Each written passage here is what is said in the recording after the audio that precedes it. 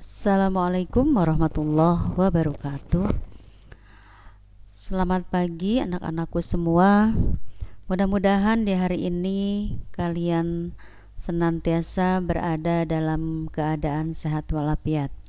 Alhamdulillah kita bisa berjumpa kembali untuk pertama kalinya di pembelajaran kimia di semester ganjil ini pada tahun ajaran baru 2020-2021.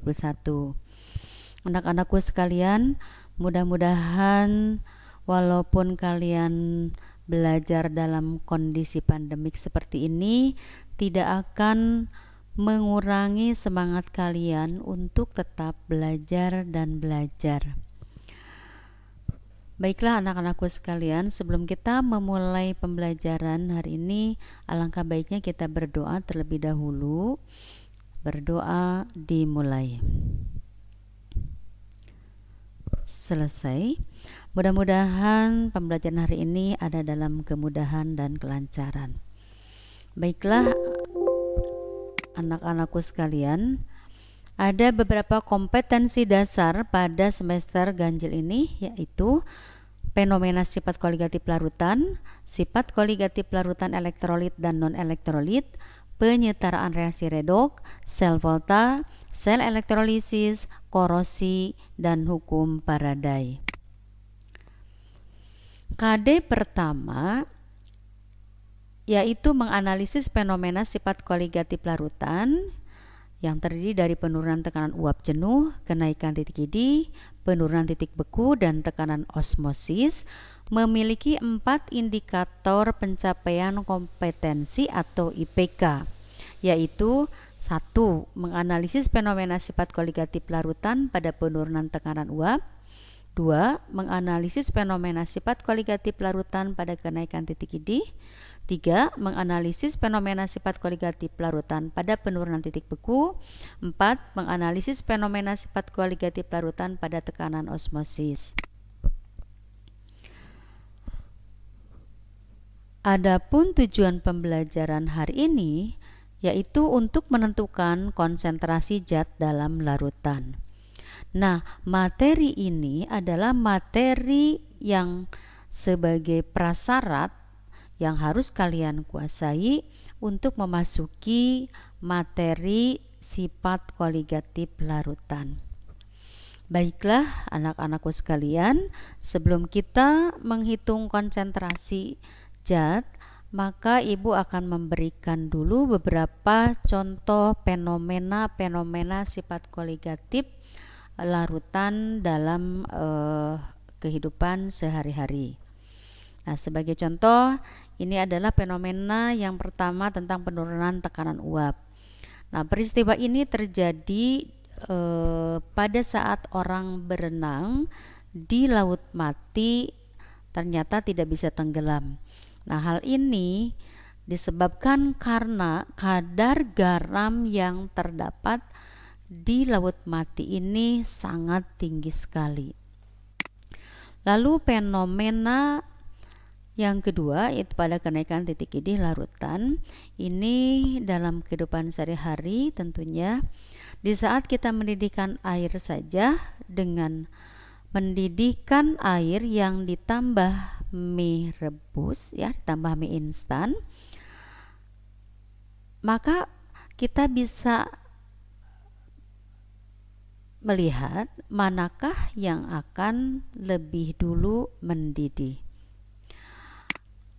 Lalu fenomena berikutnya adalah penurunan titik beku larutan. Ini terjadi pada proses pembuatan es krim atau pembuatan es puter atau pada zat anti beku pada radiator mobil, lalu pada pencairan salju di jalan raya.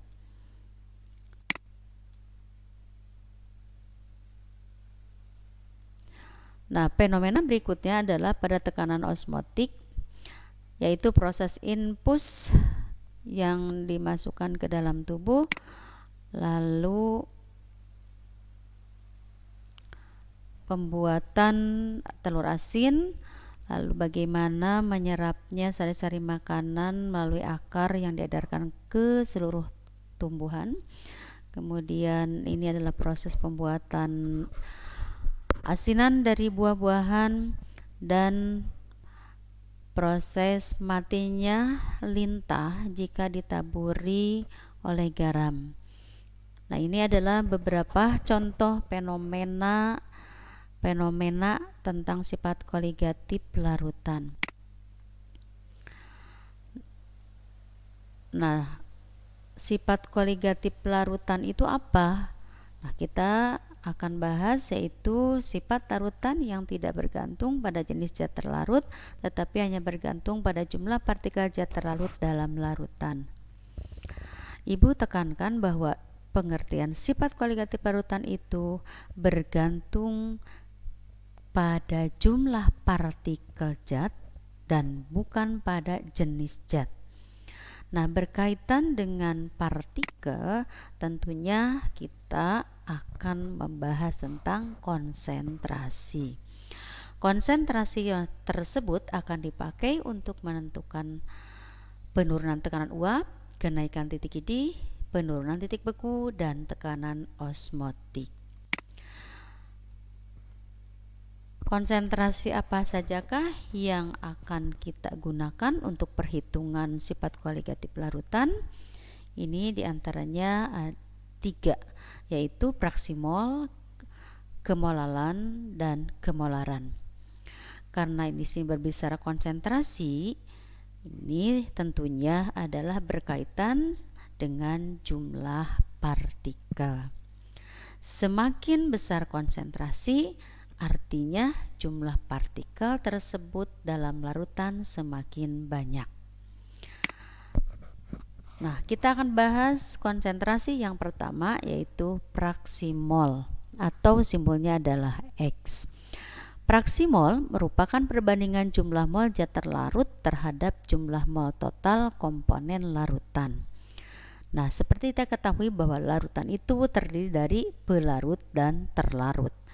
Sehingga kalau nanti kita mencari mol total dari larutan adalah mol pelarut yang dijumlahkan dengan mol zat terlarut.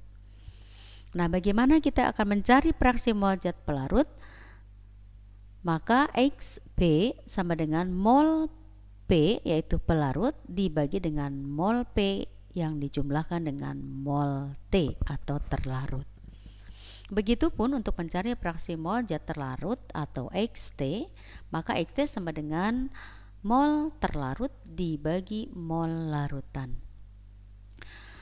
Jumlah fraksi mol terlarut dan pelarut itu sama dengan 1. Jadi kalau sudah kita dapatkan fraksi mol pelarut, maka fraksi mol terlarut bisa dicari dengan cara mengurangi 1 dengan fraksi mol pelarut. Contoh soal. Hitunglah fraksi mol NaCl dan air jika diketahui 14,6 gram NaCl dilarutkan dalam 150 gram air. Diketahui MR NaCl-nya adalah 58,5 dan H2O-nya adalah 18. Nah, bagaimana kita menyelesaikannya? Maka untuk menyelesaikan soal ini, carilah dulu masing-masing mol zat terlarut dan pelarutnya. Nah, seperti tadi Ibu jelaskan bahwa fraksi mol terlarut didapat dari mol terlarut dibagi mol larutan. Maka NaCl sebagai terlarut, carilah molnya terlebih dahulu dengan cara membagi massa NaCl tersebut dengan MR NaCl-nya, yaitu 14,6 gram dibagi 58,5. Hasilnya adalah 0,25. Begitupun untuk mol air, diperoleh dengan cara membagi massa air dibagi MR air, sama dengan 150 gram dibagi 18 gram. Dapatlah 8,33 mol. Nah, sehingga kita akan memperoleh fraksi mol NaCl yaitu mol NaCl dibagi mol larutan, yaitu 0,25 dibagi 0,25 ditambah 8,3, hasilnya adalah 0,029. Nah, untuk mencari fraksi mol air tersebut tidak perlu seperti cara mencari NX atau fraksi mol NaCl. Kita cukup mengurangkan 1 dengan fraksi mol zat terlarutnya atau NaCl-nya, sehingga diperoleh fraksi mol airnya adalah 0,971. Konsentrasi yang kedua yaitu kemolalan atau molalitas. Nah, ini memiliki simbolnya adalah M kecil. Kemolalan atau molalitas yaitu jumlah mol zat terlarut dalam 1 kg atau 1000 gram zat pelarut. Jadi M adalah jumlah mol zat terlarut dibagi dengan 1 kg zat pelarut. Atau kita bisa menggunakan rumusan ini, M sama dengan N, di mana N ini adalah mol kali 1000 per P. Atau M sama dengan massa per mr kali 1000 per P. Jadi P ini adalah merupakan massa pelarut. Kemudian kita bisa menentukan kemolalan dari persen massa. Nah, persen massa ini sudah pernah dibahas di kelas 10, yaitu jumlah gram zat terlarut dalam 100 gram massa larutan. Jadi kalau kita mau mencari persen zat A, maka massa zat A itu dibagi massa larutan kalikan 100%. Nah, contoh soalnya, sebanyak 80 gram NaOH, ini airnya diketahui, dilarutkan dalam 500 gram air. Tentukanlah molalitas larutan NaOH. Bagaimana kita menyelesaikannya? Carilah dulu MR-nya, lalu identifikasi yang diketahuinya apa saja, kemudian kita masukkan ke rumusannya. Maka molalitas adalah massanya 80, lalu MR-nya adalah 40, dan massa airnya adalah 500 gram. Sehingga kita akan mendapatkan dengan cara 80 dibagi 40 kali 1000 per 500, sehingga didapatlah 4 molal. Nah, contoh soal molalitas yang lain adalah hitunglah kemolalan larutan glukosa 20% jika MR glukosanya 180. Nah, penyelesaiannya adalah sebagai berikut. Karena persentase larutan adalah 20%, berarti 20 gram merupakan massa glukosa dan sisanya yaitu 80 gram massa air. Jadi 80 gram ini dari 100 dikurangi 20. Nah, sehingga kita akan memperoleh masanya 20 dibagi MR kali 1000 per P. Sehingga didapat 20 dibagi 180 kali 1000 per 80, maka hasil akhirnya adalah 1,38 molal. Konsentrasi yang ketiga yaitu kemolaran atau molaritas. Simbolnya adalah M besar. Molaritas merupakan jumlah mol zat terlarut dalam 1 liter larutan. Nah, ini hampir mirip dengan molalitas. Tetapi yang jadi pembedanya ini adalah 1 liter larutan. Jadi kemolaran itu jumlah mol zat terlarut dibagi dengan 1 liter larutan. Ini pun mirip, hanya yang awalnya P di molalitas diganti oleh V.